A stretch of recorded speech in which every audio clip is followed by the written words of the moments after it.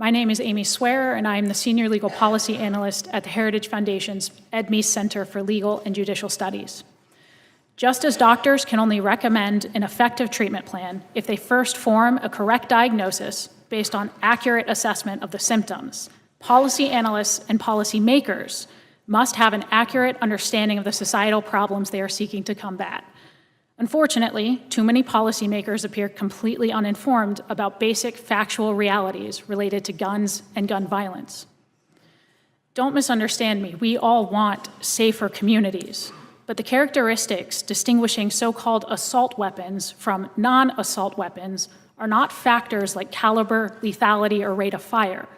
Proposals to ban scary-looking features like barrel shrouds or pistol grips are, for all intents and purposes, proposals to force law-abiding citizens to own guns that are harder for them to handle, harder to fire accurately, and more likely to cause them injuries, even when they are being used for lawful purposes. Moreover, semi-automatic rifles are not a meaningful driving factor behind rates of gun violence. 2/3 of gun deaths in this country are suicides, where the type of firearm is essentially irrelevant.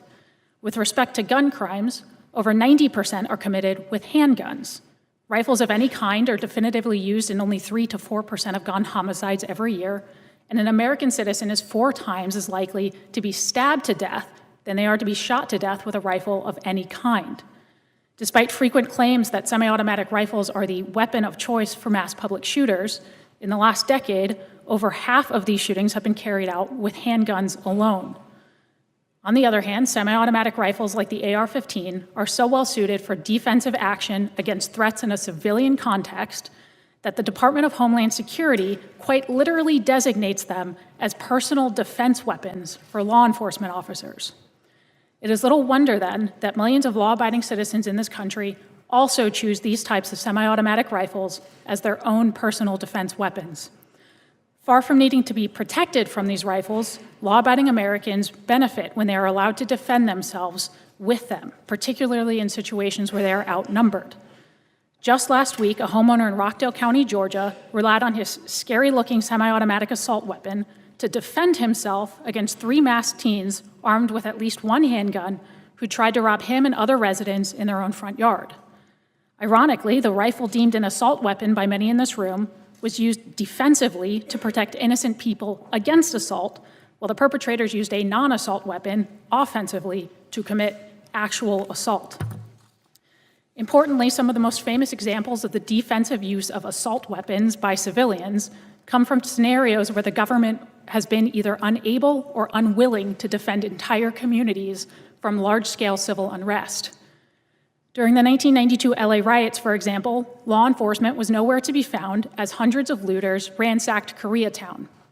Ordinary store owners like Richard Ree and his employees took it upon themselves to defend their livelihoods from lawlessness, using, in many cases, semi-automatic rifles. Similar stories emerged during the civil unrest in Ferguson, Missouri in 2014.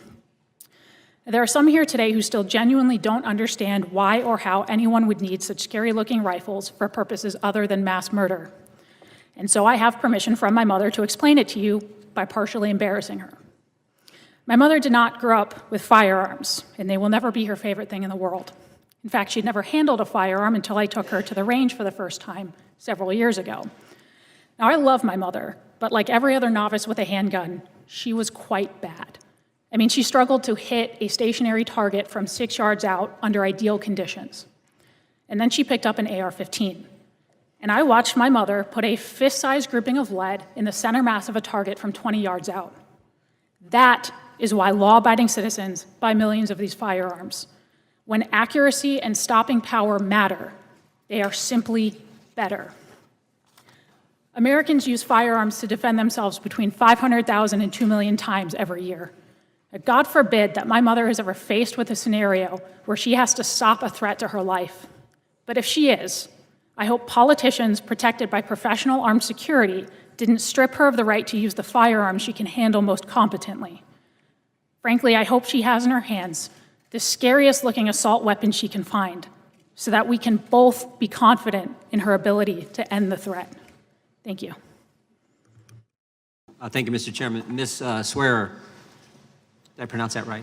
Yes, sir. All right, Ms. Swear, define the type of guns the Democrats want to ban.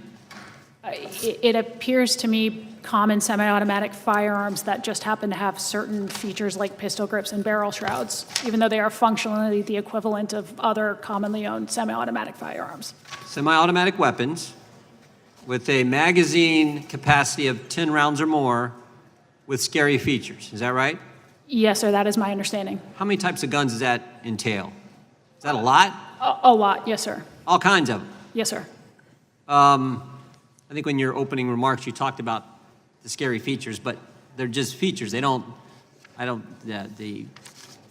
than the look, they don't change the way the weapon, the impact the weapon may have on a bad guy trying to do someone harm, right? No, sir, they don't change the function. In fact, some of them, like barrel shrouds, actually protect lawful users from things like serious burns. And as I read the Second Amendment, it doesn't say the right to bear arms shall not be infringed unless the gun has scary features. It doesn't say that, does it? No, sir, it does not.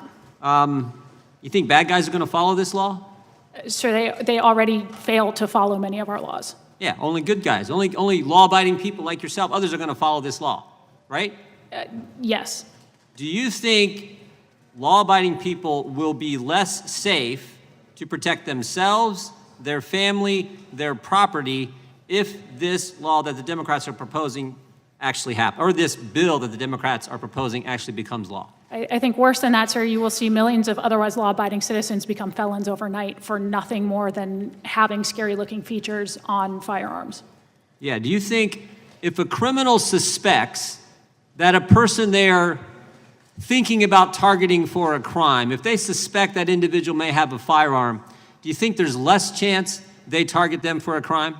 We actually know this to be the case. So when you look at studies that have come out of the 90s between what are considered hot burglary rates, so burglary rates where individuals are home during the home invasion, that they are actually lower in the United States than in the United Kingdom. And when they follow up with those criminals, part of the reason for that is that in the United States, there is a fear amongst people who would commit burglaries and home invasions that there might be someone home who, it's who common can do something. sense. Bad guy's walking down the street. He's trying to figure out which home he's going to rob. In one driveway, there's a pickup truck with a gun rack that says, "Make America Great Again" on the bumper sticker, right? And in the next driveway, there's a Volkswagen with a bumper sticker that says, "O'Rourke for President." Who do you think they're going to rob? So I will refrain from making assumptions about who gun owners are, but generally speaking, criminals do tend to take the path of least resistance. Of course. I always say this, bad guys aren't stupid, they're just bad, they're just evil. They're not going to follow the law. And what this legislation will do is make it more difficult for law-abiding people like you, like all kinds of folks, to protect themselves when some bad guy is bent on doing something wrong. Generally speaking, yes, and that is something we know happens right now between 500,000 and 2 million times a year, is law-abiding Americans defending themselves with firearms. Yep. Ms. Mueller, you want to add anything? I got a Yes, minute sir. 30. Yes, sir. First of all, anybody in here who has endured any kind of unspeakable violence or lost loved ones, I want to say thank you, or I'm sorry, because I want somebody there immediately. I want you to be your own first responder, and I will be glad to talk to you about how to keep your family safe. I am sorry that this has happened to you, and my community is the first one that wants to make sure everybody is safe with a firearm. These gun-free zones, 90%, over 90%, what we're talking about, these mass murders are happening in gun-free zones. Every time you guys legislate against the gun owner, you're counterproductive. And it breaks my heart to hear these stories of these kids and their ages, and that you have to put people back together in the hospital. It's Ms. Mueller, sorry to interrupt here. Let me ask you one question. This is a ban on sale of this type of weapon as defined under the Democrats' legislation as we move forward. But do you think this is just a first step? Do you take former Congressman O'Rourke at his word when he says we're going to take these type of weapons, we're going to get these weapons? You think this is just step one that they're proposing? That's what I think the millions, the millions of gun owners are fearful in allowing this death by 1,000 cuts. We've already had panelists here that say that every firearm is capable of lethal, and if it can hunt a human, then it shouldn't be in our hands. And Mr. O'Rourke did probably expose a plan that they have been denying for so long, but we feel it, we know it. You can say it and call it whatever you want, but we know it's a slippery slope. Time of the gentleman.